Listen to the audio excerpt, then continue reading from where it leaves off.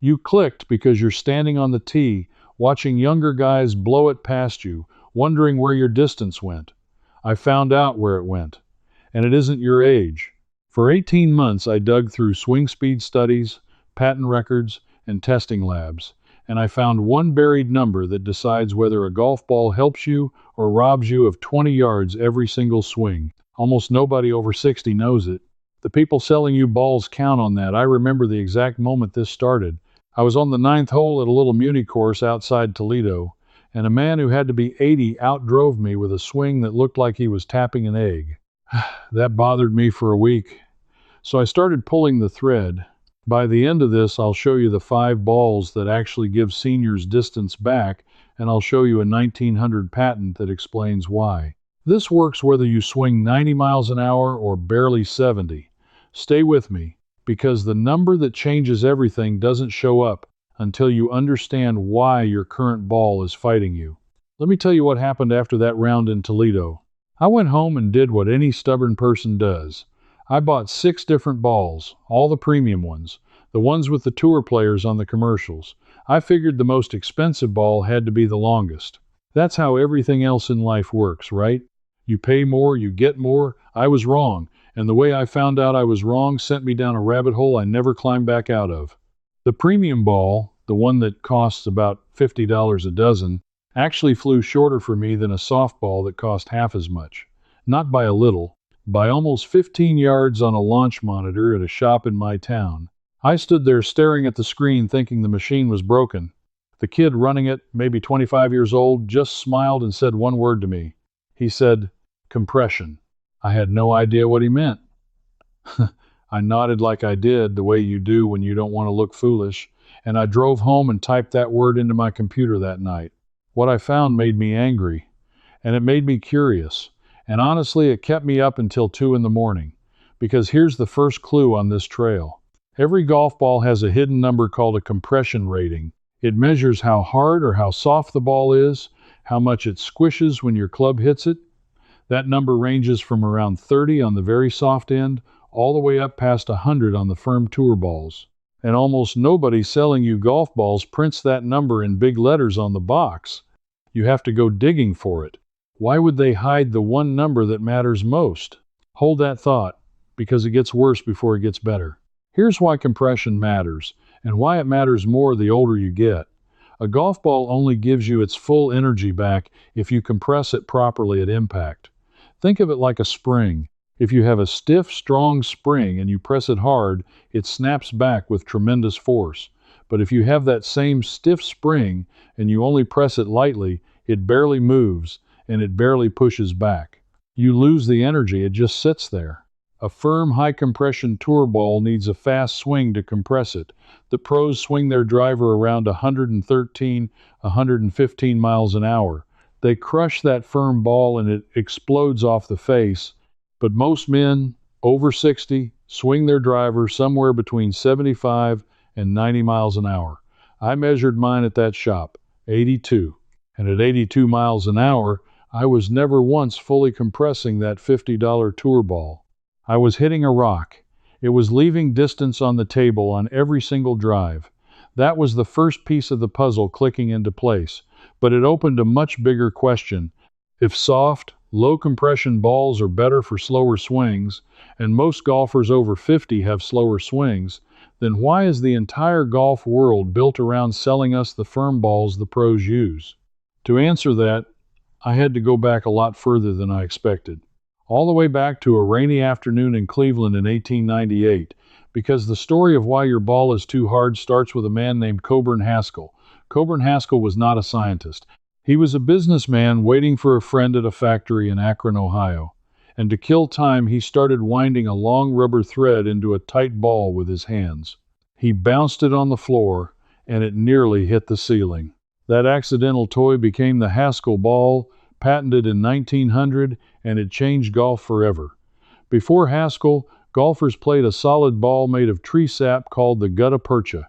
It was hard as a stone, and it went nowhere unless you hit it perfectly. The Haskell ball had a rubber core wound with tension wrapped in a cover. And here's the part that stopped me cold when I read it. The whole reason the Haskell ball flew farther for ordinary golfers was that it compressed and rebounded. It gave energy back to the average player, not just the strong player. Newspapers from 1901 described club golfers suddenly hitting the ball 20 and 30 yards farther overnight. 20 and 30 yards overnight, with no change to their swing at all. Sit with that. More than 120 years ago, they already understood that the right ball construction hands distance to the ordinary golfer. The soft, responsive ball was the great equalizer. It let the weekend player, the older player, the weaker player get in the game, so the knowledge existed. It existed in 1900, which means somewhere along the way, it got buried. Somebody flipped the script and convinced millions of ordinary golfers that they should be playing the hardest, firmest ball on the shelf, the exact opposite of what helps them. And I wanted to know who, and I wanted to know when. But before I get to that, I need to hand you the actual list. Because you came here for the balls that will give you your distance back, and I'm not going to make you wait for them. These are the 5 I tested, the 5 the numbers pointed to, ranked by what they did for a slower swing. Every one of these is real. You can buy it this week, and I'll give you the hidden compression number for each, so you never have to guess again. Let me start with the softest ball I could find, because it surprised me the most. The first ball on my list is the Wilson Duo Soft, and the reason it comes first is that hidden number I told you to remember. The Wilson Duo Soft has one of the lowest compression ratings of any ball sold today, sitting down around 35. That makes it, by the raw number, one of the softest golf balls in the entire world. Wilson actually marketed this thing years ago as the softest ball on the planet, and for a golfer swinging under 80 miles an hour, that softness is a gift. At my swing speed, this ball compressed fully. It felt like nothing off the face, almost like the ball wasn't there, and it jumped. On the launch monitor, it gave me back nearly all of those 15 yards I'd lost with the tour ball. And here's the practical part. It runs cheaper than the premium balls, usually somewhere around $20 to $25 a dozen, so you get more distance for less money. That's the opposite of what they train you to believe. Now, the trade-off. A super soft ball like this spins a little less around the greens, so your short chip shots won't bite and stop quite as sharply. For most of us over 60, that's a trade worth making all day long. I'll take 15 extra yards off the tee over a chip that stops 2 feet sooner, but it opened a question in my mind. If softer is longer for slow swings, is there a ball that stays soft and long but gives me back some of that control near the green? Because I didn't want to give up everything to get my distance. That question led me straight to the second ball. The second ball is the Callaway Super Soft, and this one has a story worth telling because it's probably the most popular softball in America for a reason. Its compression sits around 38, still extremely soft, still perfect for the slower swing. But Callaway did something clever with the cover and the aerodynamics. They built it to reduce what's called side spin, the spin that sends your ball slicing off into the trees. Here's why that matters for you and me. As we get older, most of us fight a slice or a fade that drifts right and costs us yards and costs us fairways. A ball engineered to cut side spin doesn't just fly straighter, it flies longer, because a ball that's spinning sideways is wasting energy going the wrong direction. When I put the Super Soft in play, my drives stop leaking right, and a straight ball rolls out farther when it lands. I picked up yards I didn't even hit, just from the ball not fighting me in the air. The Super Soft runs about $25 a dozen, comes in a bright matte yellow if your eyes aren't what they were, and it's the ball I'd hand to almost any senior who asked me where to start. But testing it raised the stakes on my whole investigation. Because if a company can build a ball this good for a slow swing and sell it for half the price of a tour ball, then the firm expensive ball isn't just wrong for us, it's costing us twice. Once at the register and once on every drive. And that made me push harder to find out how this got flipped upside down. But first, the third ball, and this is where feel meets distance. The third ball is the Srixon Soft Feel. Its compression sits a touch higher, around 60, which puts it in an interesting middle zone. Now you might think, wait, you just told me softer is better, why go higher? Here's the nuance I learned the hard way, and it's the kind of thing the box will never tell you. If your swing speed is on the higher end for a senior, say around 85 to 90 miles an hour, an ultra soft ball at 35 compression can actually feel mushy and spin too much off your irons, ballooning up into the air and dropping short. A ball around 60 gives that golfer a firmer, more efficient launch while still being soft enough to compress. The Srixon soft feel is what I now recommend to the guy who still has some pop in his swing but isn't a young man anymore. It's the bridge ball. What sold me was a two-piece design with a reactive core that Srixon tunes to launch high and land soft. On the launch monitor, it gave me a beautiful high flight that carried, and it stopped better on the green than the two softer balls. It runs around $22 a dozen, and testing these three balls back to back taught me the single most important lesson of this entire journey, the lesson that answers the question I opened with. The best ball for you is not the most expensive one, and it's not even the softest one. It's the one that matches your swing speed. That's the number they hide. That's the number that decides everything. And once I understood that, I finally had enough to go looking for who buried it and why. But before I follow that trail, I want to point you towards something I put together for exactly this moment. Everything I uncovered during those 18 months of digging the compression data, the swing speed matching system, the warm ball method, and a handful of other forgotten tricks the industry quietly stopped talking about. I organized it all into a short digital book called First Wins. If you want the full framework in one place, there's also Sharp Habits and the full system, which take it further. The details on how to get them are in the description below. If you're the kind of person who'd rather have the whole map in your hands than follow the trail one video at a time, that's exactly what these are for. Now, back to the trail, because this is the part that turned from curiosity into something that honestly made me mad. Here's what I found when I dug into the marketing history. For decades, golf ball companies sold balls one way. They put their best tour player in a commercial. That player wins a major championship on Sunday, and on Monday, every weekend golfer in America walks into the shop and buys the exact ball that player used. It's the oldest trick in advertising. You want to hit it like the champion, so you buy what the champion plays, but the champion swings 115 miles an hour. You don't, I don't.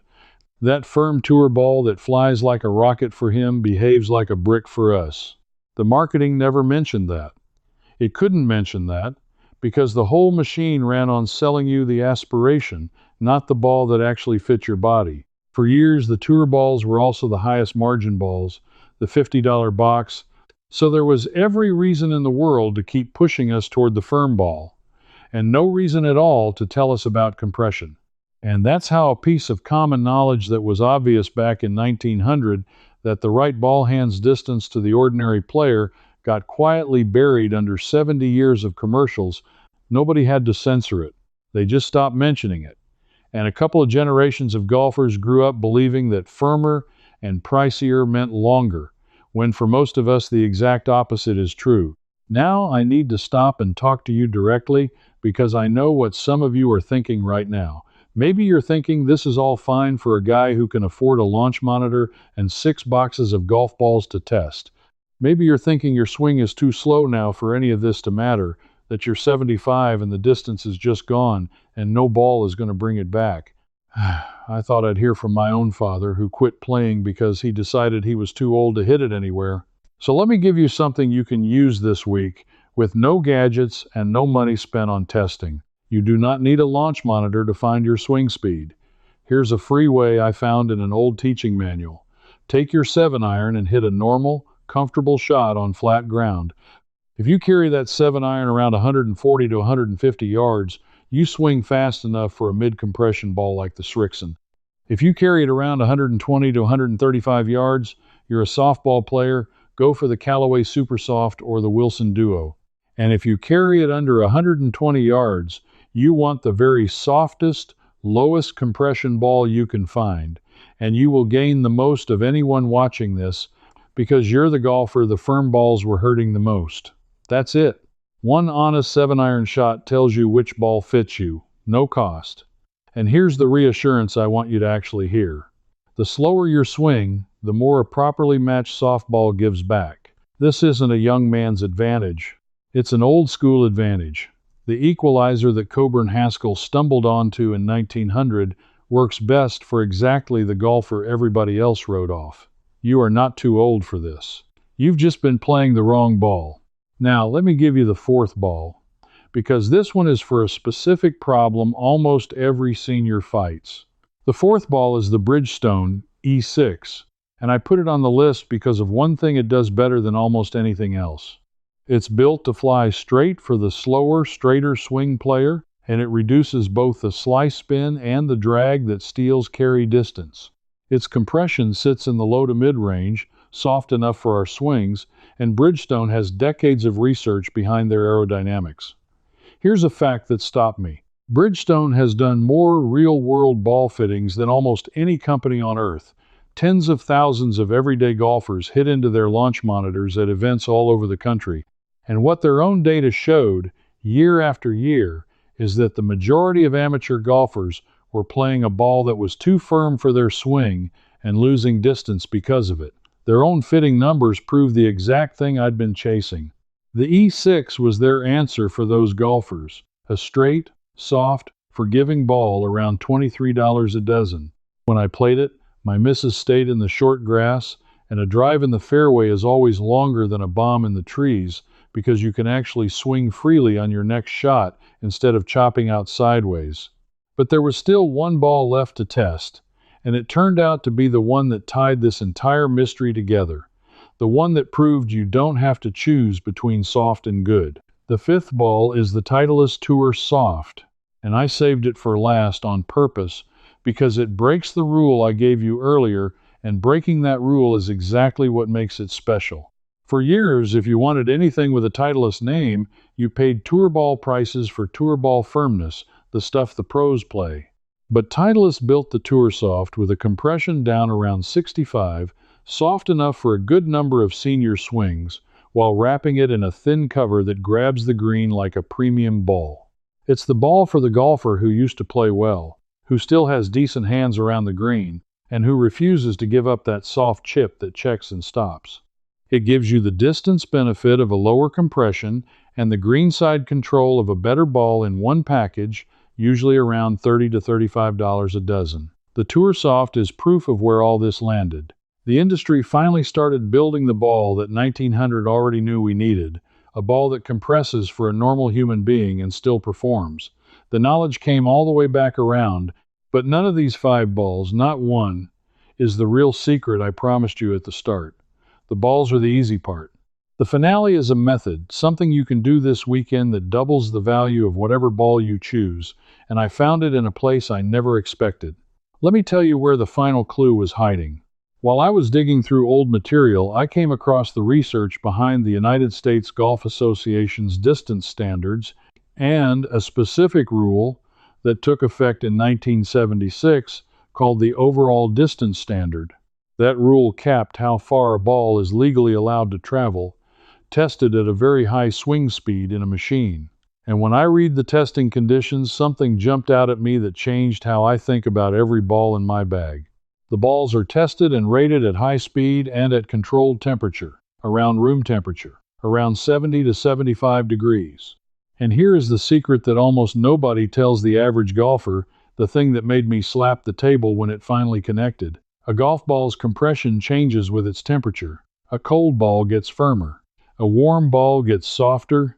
Think about what that means for you. If you keep your golf balls in the trunk of your car overnight or in an unheated garage through the fall, and you tee off on a cool 50-degree morning, that soft ball you carefully chose has gone firm and dead. You've undone everything. You're back to hitting a rock, losing the very distance you came here to get. I tested this myself. I took two of the same Callaway Super Softs, left one in the refrigerator for an hour, and kept one warm in my pocket, and the warm one flew noticeably farther and felt alive, while the cold one felt hard and short. So here is the method, the free trick that costs you nothing and works this weekend, no matter which of the five balls you play, no matter how slow your swing. Keep your golf balls warm before you play. Store them inside the house, not in the car trunk and not in the garage. On a cool morning, keep 2 or 3 balls in your pants pocket, close to your body, and rotate them every few holes so you're always teeing up a warm one. Your body heat keeps them at that ideal soft, springy compression the whole round. A warm ball at 55 compression flies like 55 compression. A cold one flies like a brick, and you'd never know why.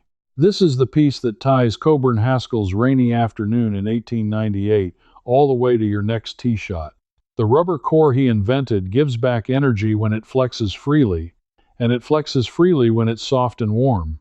Cold and firm steals that energy right back. People 100 years ago who kept their gutty balls by the fire before a cold round understood this in their bones. We forgot it. Because a machine in a lab tests everything at a perfect 72 degrees, and nobody bothered to tell us the temperature on our own tee box matters just as much as the number on the box. Match the ball to your swing. Keep the ball warm.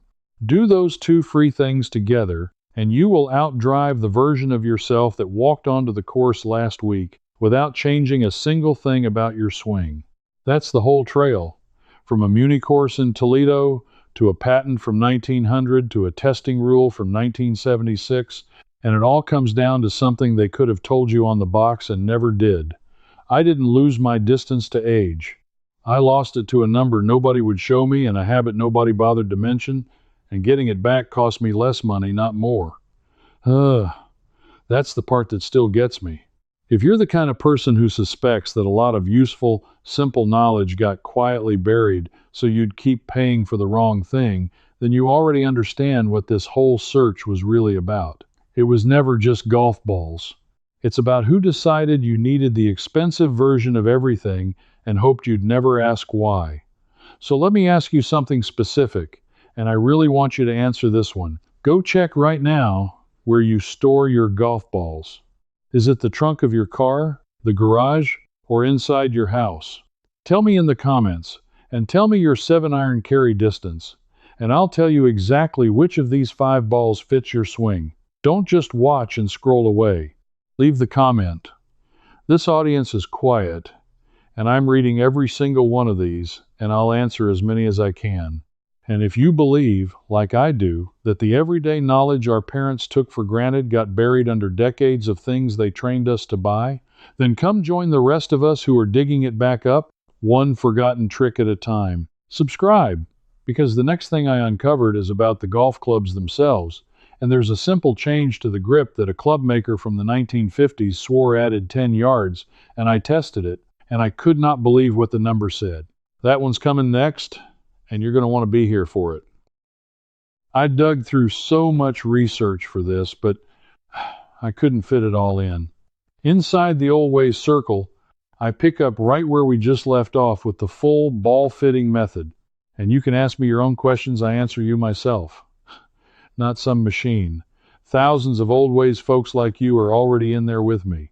Just point your phone's camera at the code on screen and cancel anytime, one click.